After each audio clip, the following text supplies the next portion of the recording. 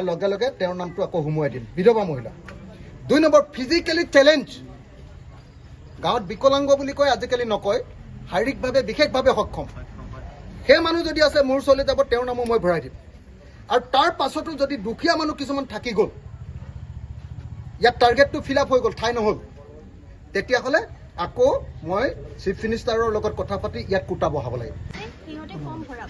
যদি তেনেকুৱা আপোনালোকে পাইছে কি কোনোবা মানুহ পাবলগীয়া নাছিল কিন্তু ফৰ্ম ভৰাই দিছে, যদি সেইটো লিষ্টত নাই, সেইটো নিশ্চয় আমি নলওঁ। ছেকেণ্ড কথা, আপোনালোকে যদি গাঁৱত কোনোবা থাকি গৈছে, যদি পাবলগীয়া হয়, সেইটো আপোনালোকে পঞ্চায়তত নহ'লে মোৰ ব্লকতে ডকুমেণ্টছ দি দিব। আমি নিশ্চয় সেইটো লিষ্ট বনাই আছোঁ আৰু সেইটো আমি কনচিডাৰ কৰিছোঁ। আৰু PS কমিটি মেম্বাৰ যিমানখিনি আছে, আমাৰ গোটেই ছেক্ৰেটাৰী ইয়াতে আছে, আৰু খেলুৱাটো মই নিজে চাম। চবেই ইনভলভ হ'ব। আমি ফৰ্ম ফিলিং তেনেকুৱা এতিয়ালৈকে কৰা নাই। যেতিয়া আমি ফৰ্ম ফিলিং কৰিম, আপোনালোকে চব ইনভলভ থাকিব, সেইটো চব ট্ৰান্সপাৰেণ্টলি হ'ব। যদি বিজেপি কৰ্মী 2জন যায়, আমাৰ ৰাইজৰ দলৰ 3জনকে যাব। আমাক যাব নিদিয়ে ছাৰ, আমাক যাব নিদিয়ে, আমাক নিদিয়ে, আমাক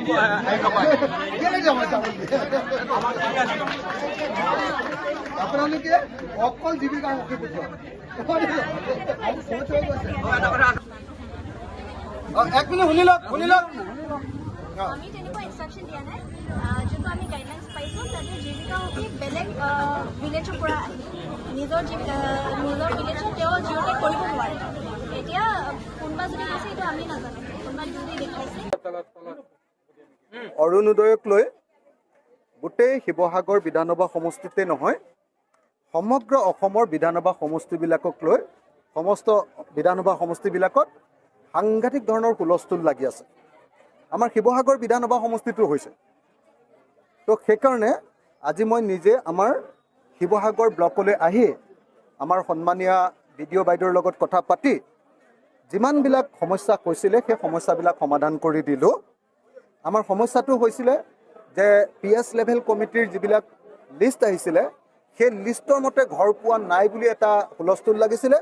কিন্তু অফিচত যেতিয়া আমি চেক কৰিলোঁ, দেখা গ'ল যে নহয়, PS লেভেল কমিটিৰ লিষ্টখনেই ইয়াত ফাইনেল হৈ আছে, ঠিকেই আছে। মানে যিবিলাকে PS লেভেল কমিটি তলৰ পৰা ৱাৰ্ডৰ পৰা নিৰ্বাচিত কৰি দিছে, তেওঁলোকৰ ঘৰবিলাকে, তেওঁলোকৰ বেনিফিচাৰীবিলাকে অৰুণোদয়ৰ কাৰণে নিৰ্বাচিত হৈ আছে।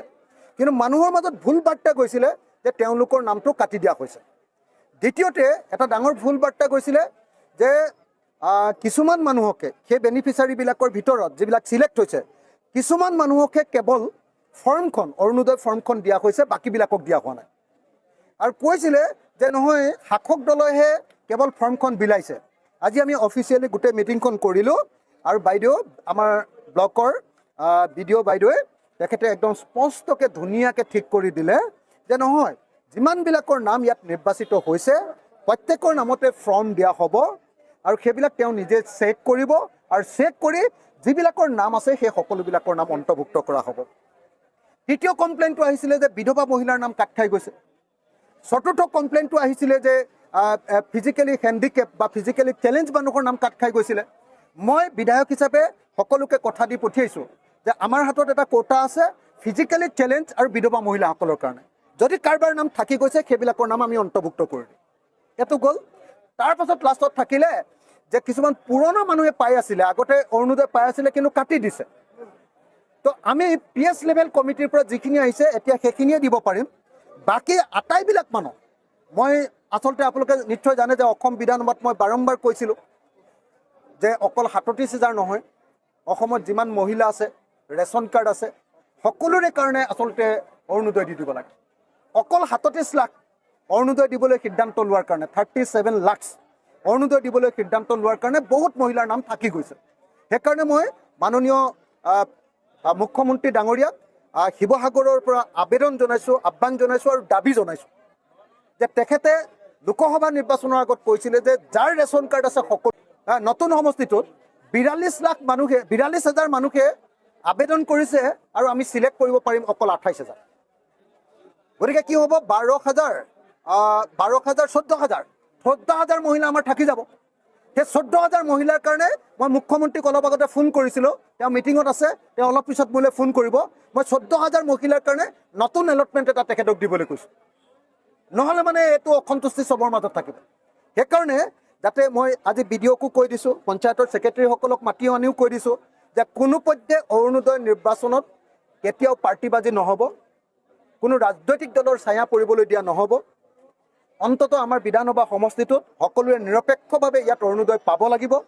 যদি গণ্ডগোল হয় তেতিয়াহ'লে ময়ে ৰাইজৰ হৈ লগত আহি যাম, গণ্ডগোল কৰিবলৈ নিদিওঁ। আৰু আমাৰ শিৱসাগৰ ব্লকৰ বিডিঅ'য়ে স্পষ্টকৈ কৈ দিছে যে মই PS লেভেল কমিটিৰ যি লিষ্ট আহিব সেইমতেই দিম।